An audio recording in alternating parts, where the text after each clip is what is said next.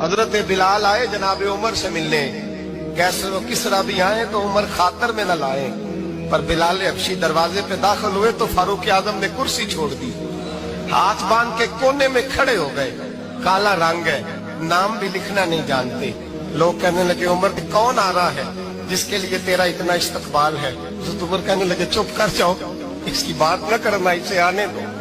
حضرت سیدنا بلال آئے، کہنے لگے امیر المومنین کیا کر رہے ہو؟ فرمایا نہیں چپ کر یار، بازو پکڑا، اپنی کرسی پہ بٹھایا۔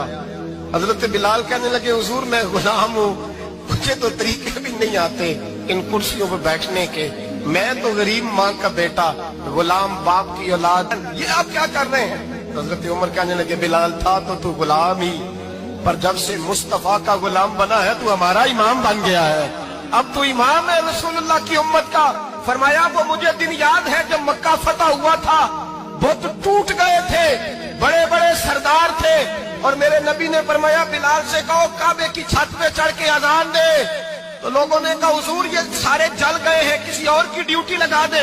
حضور نے فرمایا چپ کرو، بدر میں مار کھا کے اذان پڑے تو بلال، احد میں پتھر برسے اذان پڑے تو بلال، تپتے صحراؤں میں پڑے تو بلال، ہر جگہ مار کھائے تو بلال، اور آج اگر اللہ نے عزت دی ہے تو میں لوگوں کو دیکھ کے بلال کو عزت نہ دوں؟ فرمایا کوئی اوپر نہیں چڑھے گا، ابو بکر بھی نیچے، عمر بھی نیچے، عثمان و علی، طلحہ اور زبیر بھی نیچے۔ آج یہ حبشی غلام کعبے کی چھت پہ چڑھے گا اور میں دنیا کو بتاؤں گا کہ اصل عزت اسی کے پاس ہوتی ہے جو رسول اللہ کا غلام ہوا۔